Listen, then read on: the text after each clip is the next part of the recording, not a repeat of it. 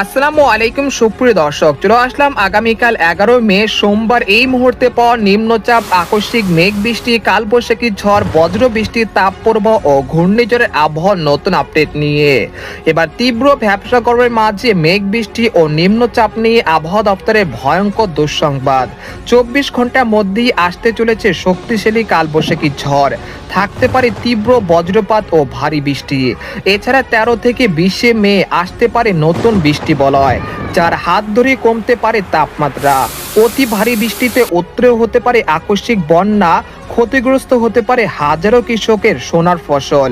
এখানে শেষ নয়, আগামী 72 ঘন্টার মধ্যেই বঙ্গোপসাগরে তৈরি হতে যাচ্ছে নতুন নিম্নচাপ। ইতিমধ্যে আবহাওয়া দপ্তর থেকে জারি করা হয়েছে বিশেষ এক সতর্ক বার্তা। এছাড়া আর কিছুক্ষণের মধ্যেই ঢাকা, রাজশাহী, ময়মনসিংহ, সিলেট, রংপুর, ভারতের পশ্চিমবঙ্গ এবং ত্রিপুরা রাজ্যের বিভিন্ন জেলাতে ধেয়ে আসছে বিক্ষিপ্ত আকারে কালবৈশাখী ঝড় ও ভারী থেকে অতি ভারী বৃষ্টিপাত। তো আজ 10 মে রবিবার এবং আগামীকাল 11 মে সোমবার কেমন থাকতে পারে আগামী 24 থেকে 48 ঘন্টার আবহাওয়া বাংলাদেশ থেকে শুরু করে ভারতের পশ্চিমবঙ্গ, আসাম, মেঘালয় এবং উত্তর থেকে ত্রিপুরা রাজ্যে আগামী 24 থেকে 48 ঘন্টার মধ্যে কোন কোন জেলাগুলোতে কালবৈশাখী ঝড় ও ভারী বৃষ্টিপাত হতে পারে। এছাড়া বঙ্গোপসাগরে তৈরি হওয়া নিম্নচাপ কোন উপকূলে আশ্রয় পড়তে পারে। তো এই বিষয়ে কি বলছে আজকের আবহাওয়া রিপোর্টে জানিয়ে দেব সম্পূর্ণ বিস্তারিত। ভিডিওদের সঙ্গে থাকুন। আর আপনি কোন জেলা থেকে এই গুরুত্বপূর্ণ আমাদের আবহাওয়ার খবরটি দেখছেন অবশ্যই কমেন্ট করে জানিয়ে দিবেন। আর সবার আগে সর্বপ্রথম সঠিক আবহাওয়ার খবর জানতে আমাদের চ্যানেলটিকে সাবস্ক্রাইব করে রাখুন। এবার জেনে নেওয়া যাক এক নজরে। বন্ধুরা, এরপর আমরা সরাসরি ইউরোপিয়ান মেঘমালার আপডেটে চলে আসলাম। তো এখান থেকে আপনারা দেখতে পাচ্ছেন যে এই মুহূর্তে দেশের অধিকাংশ জেলার আকাশ আংশিক মেঘলা থেকে মেঘাচ্ছন্ন রয়েছে। একই সঙ্গে দেশের বিভিন্ন অঞ্চলে তীব্র ভ্যাপসা গরমের অনুভূত হচ্ছে। তবে এরই মাঝে মেঘ বৃষ্টিপাত নিয়ে আবহাওয়া দপ্তর থেকে সুখবর জানানো হয়েছে। আর কিছুক্ষণের মধ্যে ময়মনসিংহ, ঢাকা, সিলেট বিভাগের একাধিক জেলাতে বিক্ষিপ্ত আকারে বৃষ্টি বা বজ্রসহ কালবৈশাখী ঝড়ের সতর্কতা রয়েছে। এছাড়া আগামী 72 ঘন্টার মধ্যেই বঙ্গোপসাগরে সৃষ্টি হতে পারে নতুন নিম্নচাপ। পরবর্তীতে 12 থেকে 13 তারিখ এই নিম্নচাপটি শক্তিশালী হয়ে এটি বঙ্গোপসাগরে শেষ হতে পারে। তবে এটি বাংলাদেশে এবং পশ্চিমবঙ্গে আঘাত হানার কোনো সম্ভাবনা নেই। তবে এর অগ্রভাগের প্রভাবে আগামী 13 থেকে 17 বা 18 তারিখ পর্যন্ত রংপুর, ময়মনসিংহ, সিলেট বিভাগের একাধিক জেলাতে বিক্ষিপ্ত আকারে বৃষ্টি এবং বজ্রসহ ভারী বৃষ্টিপাতের সতর্কতা রয়েছে। এতে করে আগামী দিনগুলোতে তাপমাত্রা ধীরে ধীরে হ্রাস পেতে শুরু করবে এবং ভারী বৃষ্টিপাতের কারণে সিলেট বিভাগের একাধিক জেলাতে আকস্মিক বন্যার সৃষ্টি হতে পারে। এর ফলে দেশের উত্তর অঞ্চলে পানি বৃদ্ধি পাওয়ার কারণে ফসলের ক্ষতি হতে পারে আবারও। তো এই বিষয়ে আপনাদেরকে পরবর্তীতে জানানোর চেষ্টা করব। তো এই মুহূর্তে কোন কোন জেলাগুলোতে বৃষ্টিপাতের সম্ভাবনা রয়েছে সেই জেলাগুলো আপনাদেরকে এক নজরে জানিয়ে দিচ্ছি। তো আপনারা দেখতে পাচ্ছেন যে আর কিছুক্ষণের মধ্যে রাজধানী ঢাকা, ধামরাই, কাপাসিয়া, বাণীস্থলী, ভালুকা, কিশোরগঞ্জ, কটিয়াদি, তিরিশাল, তারপর কালীহাটি, টাঙ্গাইল, নাগারপুর, শিবালয়, মানিকগঞ্জ, মুন্সিগঞ্জ, নারায়ণগঞ্জ এই অঞ্চলে কোথাও কোথাও আর কিছুক্ষণের মধ্যে বিক্ষিপ্ত আকারে বৃষ্টি বা বজ্রসহ কালবৈশাখী ঝড়, সেই সাথে কয়েকটি জেলাতে ভারী বৃষ্টিপাতের সতর্কতা রয়েছে। পাশাপাশি সিরাজগঞ্জ, সিংড়া, পাবনা, সরিষাবাড়ি এই অঞ্চলে কোথাও কোথাও বিক্ষিপ্ত আকারে বৃষ্টি বা বজ্রসহ বৃষ্টিপাত হতে পারে আর কিছুক্ষণের মধ্যে। এছাড়া মৌলভীবাজার, লাখি, ব্রাহ্মণবাড়িয়া, নাসিরনগর, হাবিবগঞ্জ এই অঞ্চলে কোথাও কোথাও বিক্ষিপ্ত আকারে বৃষ্টি বা বজ্রসহ কালবৈশাখী ঝড় ও ভারী বৃষ্টিপাত হতে পারে আর কিছুক্ষণের মধ্যে।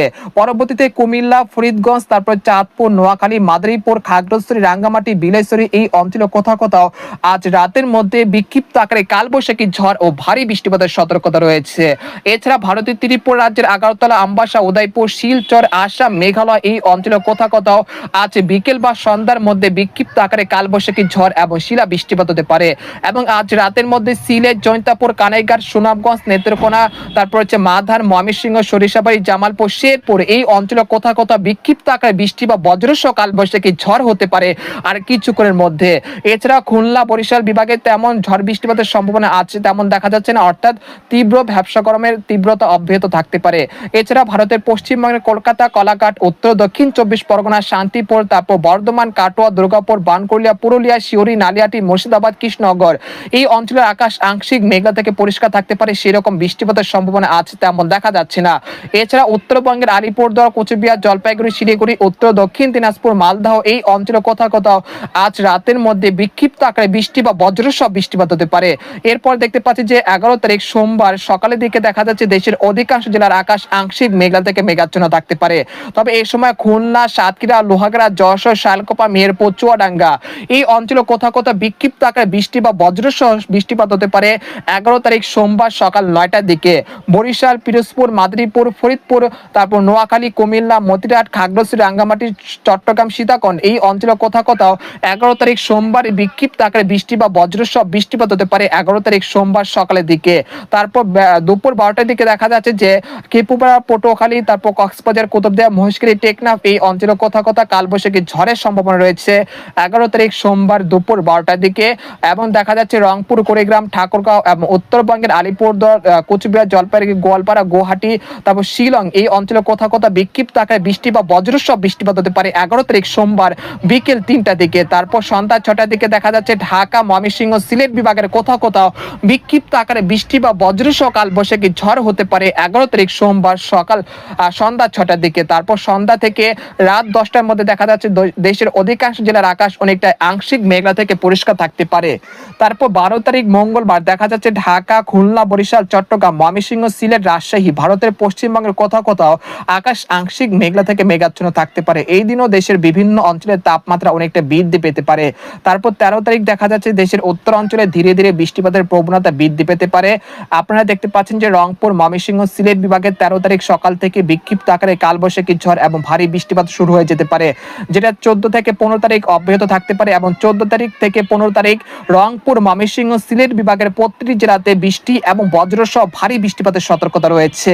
16 থেকে 17 তারিখ এই বৃষ্টিপাত অব্যাহত থাকতে পারে এবং টানা ভারী বৃষ্টিপাতের কারণে সিলেট, জয়ন্তাপুর, কানাইঘাট, সুনামগঞ্জ, মৌলভীবাজার, মাধান এই অঞ্চলের কোথাও কোথাও নিচু এলাকাগুলোতে সাময়িক জলাবদ্ধতার সৃষ্টি হতে পারে। 18 থেকে 19 তারিখ এই বৃষ্টিপাত অব্যাহত থাকার সম্ভাবনা রয়েছে। এর পরবর্তী সময় দেশের দক্ষিণাঞ্চল এবং মধ্যাঞ্চলে বৃষ্টিপাতের প্রবণতা বৃদ্ধি পেতে পারে ইনশাআল্লাহ। এর পরবর্তী সময় দেখা যাচ্ছে 19 থেকে 22 মে দেশের অধিকাংশ জেলার আকাশ আংশিক মেঘলা থেকে মেঘাচ্ছন্ন থাকতে পারে এবং বৃষ্টিপাতের প্রবণতা অব্যাহত থাকতে পারে। এরপর যে আপনাদেরকে জানিয়ে দেবো যে আগামী 72 ঘন্টার মধ্যে কোন কোন জেলাগুলোতে সর্বোচ্চ মাত্রায় বৃষ্টিপাত হতে পারে। আগামী 72 ঘন্টার মধ্যে রংপুর, দিনাজপুর, ঠাকুরগাঁও, পঞ্চগড়, তেতুলিয়া, গাইবান্ধা এই অঞ্চলে কোথাও কোথাও প্রায় 22 থেকে 23 মিলিমিটার পর্যন্ত হালকা থেকে মাঝারি ধরনের বৃষ্টিপাত হতে পারে। এছাড়া বগুড়া, মহাদেবপুর, সিংড়া, সিরাজগঞ্জ, সরিষাবাড়ি, জামালপুর, ময়মনসিংহ, তারপর মাধান, কিশোরগঞ্জ, কাপাসিয়া এই অঞ্চলে কোথাও কোথাও বিক্ষিপ্ত আকারে প্রায় 20 থেকে 25 মিলিমিটার পর্যন্ত হালকা থেকে মাঝারি ধরনের বৃষ্টিপাত হতে পারে।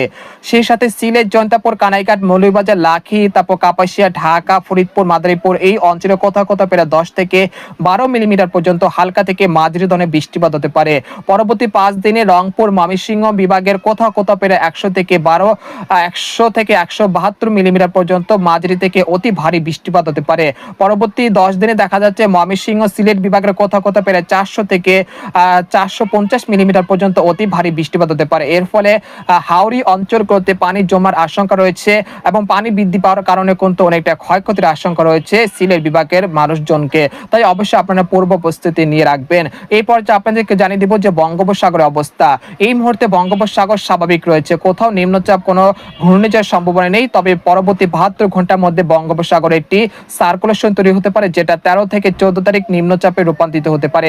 তারপর 14 তারিখ এটা আরো শক্তি সঞ্চয় করে ঘন্টায় 65 থেকে 60 কিলোমিটার বেগে এর গতি উঠতে পারে এবং সেটা সুস্পষ্ট নিম্নচাপে রূপান্তরিত হতে পারে। তবে এটি বাংলাদেশ এবং পশ্চিমবঙ্গে আঘাত হানার কোনো সম্ভাবনা আপাতত দৃষ্টিতে দেখা যাচ্ছে না। তাই নিয়মিত সঠিক আবহাওয়ার খবর জানতে আমাদের সাথে থাকুন। তো আজকের খবর এখানে শেষ করতে যাচ্ছি। সবাই ভালো থাকবেন, সুস্থ থাকবেন। আল্লাহ হাফেজ।